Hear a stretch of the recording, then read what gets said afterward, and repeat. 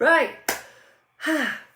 Coach Helen for YouFit Studio. Okay, talking about diet strategies. Now, I always start with reasons why, high pressure, why we're doing these lives, etc. And it's a cliche, and I will take it as a cliche, right? That we often start things in the new year. Hence, look, I know, I mean, I've been doing this for a while, and I know it happens. And actually, out of experience, people usually start things now in February rather than January. And I'll get onto that why in a minute as well. However, there's a tendency for people to start health and fitness in the new year. Like, I don't know where it started. I don't know if it's somebody somewhere in the history of stuff and time just decided that January was the time that everybody wanted to lose weight. I'm sure it's before like food got as crazy as it was as well. However, that's what happens, and often it's not really ever going back to moderated eating or anything like that. It's about trying something new and something different, and I'm going to be talking about it in a bit actually, but there's often a lot that happens right in January to change our food choices, etc. So some of them, some I'm going to go through today. That there's a couple I've already talked about. There's a couple that I'm going to do lives on later, and some of this I'm sure people want to comment on. However, I'm just going to go through some of the key ones. I'm going to talk about some differences. I'm going to turn my sound off on my. No messages for me, she says. There it goes. We interrupted her into this, did we? So nobody messaged me on Facebook, please. And I'm just going to go over some of the stuff that I tend to find works and why it works, okay? So let's go over some of these, because I'm going to touch briefly on them and not go too much. So keto, keto, what is it? It's my idea of living hell, personally. So keto approach to diet, or being ketosis, however you want to say it, is essentially not eating any carbs. I'm only laughing. Moderate protein and high fat. Okay, so you're managing your food by essentially not eating any carbs, which theoretically, and I did a live on this, theoretically it works because most of us choose carbs that are cake based, guilty, or cake and biscuit based, guilty, or ice cream, I could keep going like this, or chocolate based, right? So essentially the keto approach, whilst if you speak to anyone doing keto, they will swear blind they've not had carbs for about 4 months. They've probably had a biscuit or chocolate at some point, but just see potatoes and pasta as carbs, and that's what they've taken out. And I talked about this as well, they literally get a lot of water loss before anything else. And that, what does it create? It creates a calorie deficit, which is, it's what it needs to do in the label, right? Now, it was this one. This is a relatively new one. However, interestingly, I have different thoughts on this. I will, of course, share. Flexible diet. Have you heard of this one? The flexible diet. Now, when I first heard it, I thought, does that mean that some days you do it and some days you don't? Well, that's quite flexible. No, what it means is you fit your food around a calorie goal. So essentially, if I was looking at calories for myself and said, right, I am going to be having, if this was correct, right? Just pretend we know this is correct. Oh no, like 1,300 calories a day to lose weight. Essentially, as long as I eat within that calorie boundary, I'm going to say, calorie boundary, as long as I eat within calorie boundary, I'm winning, right? That's my main goal of being flexible with my diet. I love that term, flexible. My thoughts on this. Actually, you might be surprised to hear, I'm not poo-pooing it. I'm not poo-pooing it. I'm not poo-pooing it because I can understand the theory behind it, and actually, what is it trying to do? What does it do? Creates a calorie deficit, so yes, it works. I mean, I think it's only unsuccessful when people are probably eating donuts up to that amount of calories, as much as I'd admire that, and probably haven't been to the toilet for a few days and might have bad skin and hair, etc. Then theoretically, if someone's approaching it in the right way, then yeah, the right or wrong way, approaching it with some kind of level of like nutrition in it, and not always 1,000 calories of stuff, monitor myself, then then yeah, okay, but it's still right. Again, what to do the same as keto creates a calorie deficit. Paleo. Before I get into this, one of the things I love, it just makes me smile, because I explain what paleo is first. Okay, foods that could be gained by hunting and gathering in the past. I mean, past is very non-descriptive, by the way, whoever created this, it's very non-descriptive. And why I smiled is that a supermarket at which I shop at has at the till, always has paleo bar. And it makes me smile, because I just think of that definition and think, I don't think hunted and gathered paleo bars with spears. I always have the same thought process. I'm there on the conveyor belt and I'm looking at it going, and it's chocolate flavoured. Did they have time to do that in Paleolithic times? Anywho, I mean, theoretically, if you get into it, it's principally looking at whole foods, which I've talked about before. So looking at more whole food approach to your main diet, or how you composite your meals, which actually is more nutritionally dense, less calorie dense in, most circumstances. So what does that create? You guessed it, a calorie deficit. So actually, I'm not opposed to that as a strategy to looking at your diet. Okay, next, personal favourite. And also, if you've not been out anywhere or seen anything on social media, is veganuary. I also think that's the most awkward thing to say, veganuary. I think I have to say it like that for a bit, right? For those of you who do want to, oh look, this is breakfast diet, look, this is my lunch, a vegan bowl, right? Just left it. I had to leave it here to look at the calories, right? It was very nice, by the way. Aldi's upped their game on the vegan front. Sidebar. However, so plant-based, no animal products. Now, theoretically, this is a debatable one with strategies. Okay, this might be on topic point at the moment. Let's go to like pros and cons. From my experience of working with vegan clients and also moving into a more vegan or plant-based diet, shall we say, observations over the years, and I've said this before, vegan food's getting real processed. There's a lot of processed foods. There's a lot of matching of highly calorie, less nutritional dense, non-vegan food or dairy-based foods, like pizzas, ice creams, donuts, cookies, anything that basically, if about 3 years ago, which I did, one of my first clients was vegan 3 years ago, she really struggled to eat a lot or anything. And no, she didn't struggle with that towards a couple of years in at all. If anything, it's pretty hard to avoid really high calorie dense vegan food. So it's, as a strategy for losing weight, it has its pros and cons, like much of muchness. And it's a really interesting thing to have it always in January, because I think the perception is that to switch onto a vegan diet is an automatic way of losing weight. Now, that being said, again, if the premise is you're removing dairy, then some non-dairy products are less calorie dense when it comes to things like milks and cheeses, etc., then theoretically there would be a calorie deficit. I think as a diet strategy though, if you're adopting that strategy as a means of losing weight, you may not necessarily be successful.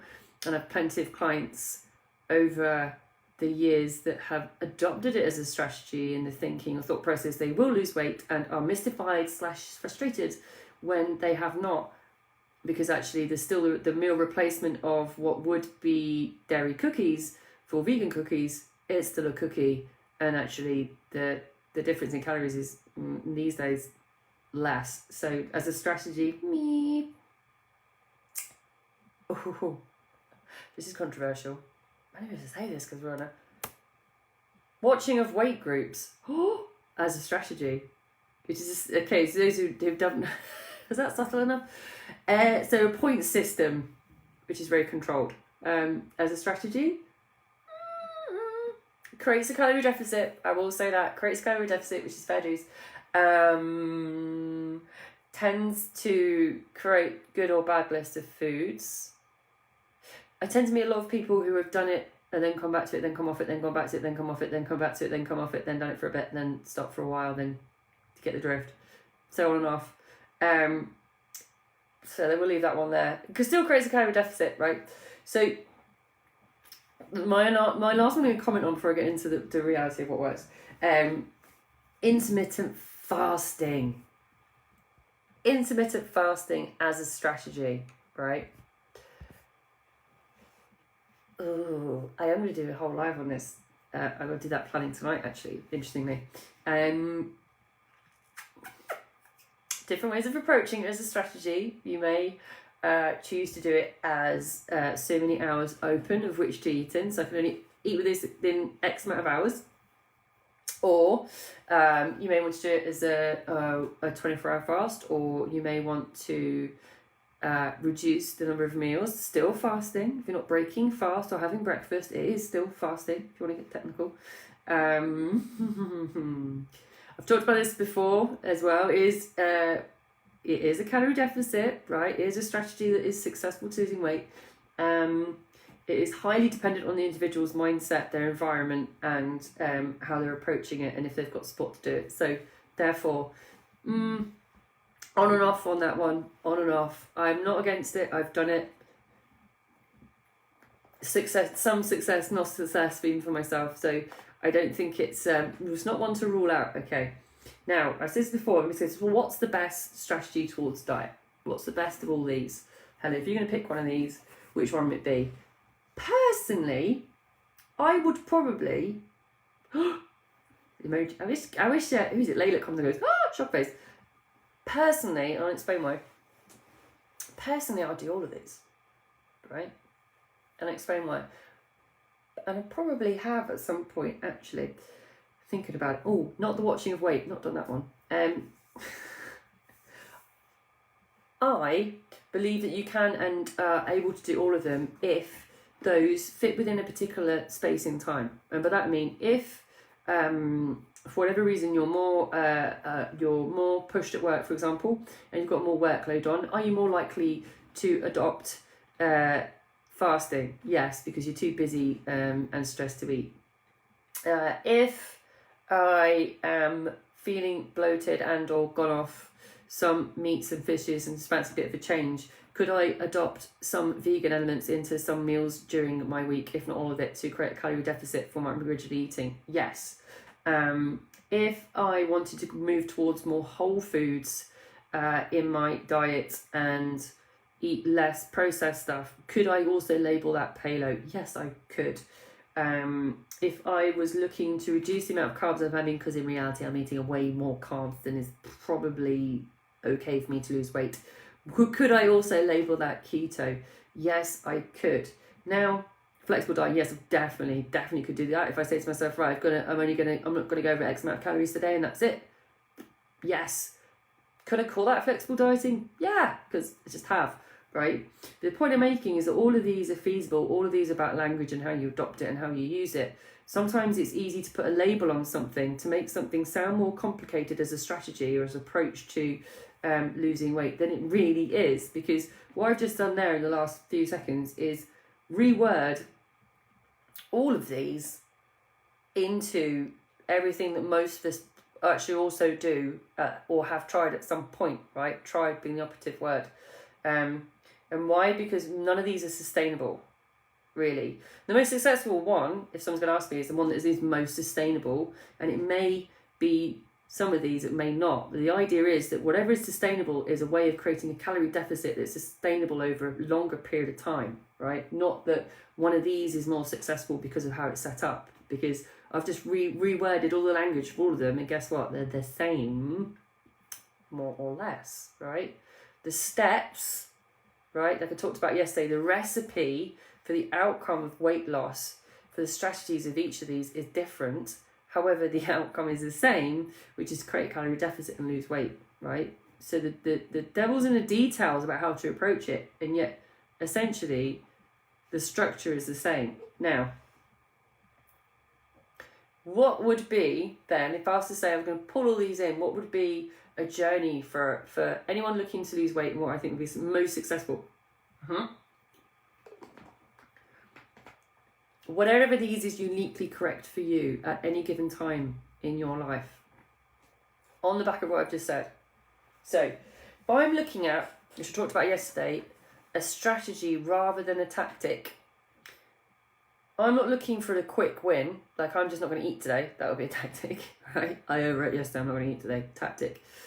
A strategy would be, I'm going to look forward over the next, let's use the same as yesterday again, the next 4 weeks, and look at how my life is going to be, right? Am I going to be homeschooling kids and also looking after my own work? Have I still got to leave the house to go to work because I'm a key worker?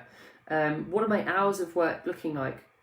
How could I approach my food over this period of time that is most flexible to my unique needs, rather than what is available to everybody else and what everybody else is doing, right? Again, so like yesterday, I talked about how strategies cannot be copied. So you cannot copy somebody else's strategy because they happen to be doing it. So in the same way, it's not really possible to say that veganuary good is work for everybody, because there's somebody's strategy and using it is going to be different to yours and their unique situation.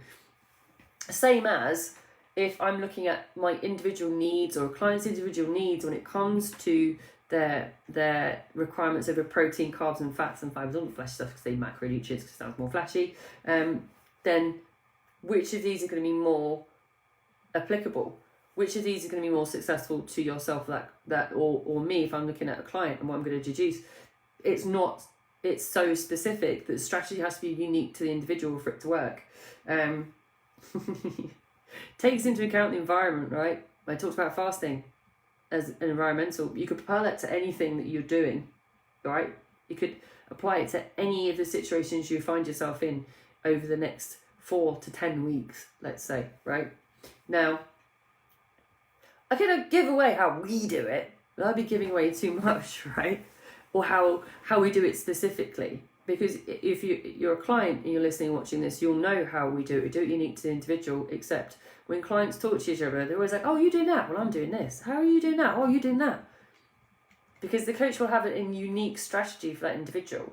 Now, take, for example, the challenge that starts on Monday, right? I've actually finally got a link and put it on the comments today on Facebook.